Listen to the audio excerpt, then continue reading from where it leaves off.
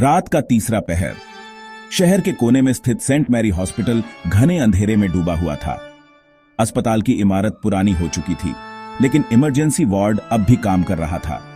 यह वही हॉस्पिटल था जहां आदित्य ने पहली बार रिया को देखा था। रिया आईसीयू में भर्ती थी, कोमा में पड़ी, जीवन और मृत्यु के बीच झूल रही थी। आदित्य, एक जूनियर डॉक्टर, दिन रात रिया के इलाज में जुटा था। वो उसे बचाना चाहता था, शायद सिर्फ इसलिए नहीं कि वो उसकी मरीज थी, बल्कि इसलिए क्योंकि वो उससे बेपनाह मोहब्बत करने लगा था। लेकिन रिया को बचाना आसान नहीं था। हर रात जब आदित्य उसकी देखभाल के लिए आईसीयू में आता, उसे ऐसा महसूस होता जैसे किसी की आंखें उसे देख रही हों, अंधेरे कोनों से, आईसीयू के जाले लगे पर्दों के पीछे से। लेकिन सबसे डरावना था, रात के ठीक 3:13 पर मॉनिटर पर रिया का दिल अचानक तेज धड़कने लगता। उसकी सांसें उखड़ने लगती और हर बार उसी वक्त आदित्य को रिया के चेहरे पर एक अजीब सी मुस्कान दिखाई देती, जैसे वो किसी अदृश्य ताकत से बातें कर रही हो। एक रात आदित्य आईसीयू में रिया के पास बैठा था। घड़ी की सुई फिर से 3:13 पर पहुंची। अचानक रिया की सांस तेज हो गई। उसकी आंखें खुली, लेकिन ये वही रिया नहीं थी। उसकी आंखों में गहरा अंधेरा था और उसके होंठों पर एक ठंडी मुस्कान। तुम आखिर क्यों बार बार उसे वापस लाना चाहते हो? आदित्य की रगों में खून जम गया। रिया की आवाज उसकी नहीं थी। कौन हो तुम? मैं जिससे रिया ने सौदा किया था, उसकी आवाज गूंजी। आदित्य को लगा जैसे पूरा आईसीयू ठंडा पड़ गया हो। हवा में अजीब सी सड़ांध थी, मृत्यु की। रिया की मौत पहले ही तय हो चुकी थी।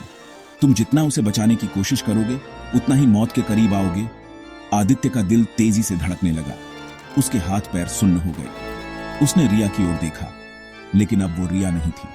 उसकी आंखें काली हो चुकी थीं और होंठों से खून रिस रहा था। अतीत का राज। आदित्य को पता चला कि 2 साल पहले रिया और उसके मंगेतर करण का इसी हॉस्पिटल में एक्सीडेंट हुआ था। करण की मौत हो गई थी, लेकिन रिया बच गई थी। किसी को नहीं पता था कि रिया ने करण को वापस लाने के लिए मौत से सौदा किया था। एक जीवन दोबारा पाने के लिए दूसरा जीवन देना होगा। रिया ने आदित्य को अपनी जगह चुना था। वह जानती थी कि आदित्य उससे प्यार करता है और प्यार में इंसान हर हद पार कर सकता है। अंतिम रात आदित्य ने फैसला कर लिया था। वह रात 3:13 पर आईसीयू में खड़ा था। उसकी आंखें आंसुओं से भरी थीं, लेकिन मन में दृढ़ संकल्प था, अगर प्यार ही कुर्बानी मांगता है तो मैं तैयार हूं। रिया का शरीर अचानक कांपने लगा। आईसीयू की लाइटें जलने बुझने लगी। तुम्हें मेरे लिए अपनी जान देनी होगी आदित्य, रिया की आवाज गूंजी। आदित्य ने उसकी ओर देखा।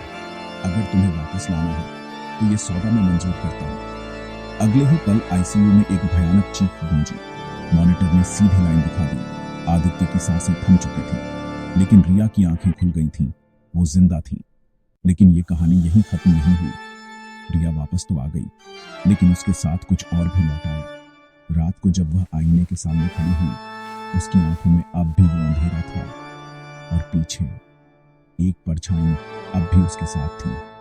आदित्य की आत्मा, जो अब कभी मुक्ति नहीं पा सकेगी। कभी कभी प्यार की कीमत मौत से भी ज्यादा खौफनाक होती है।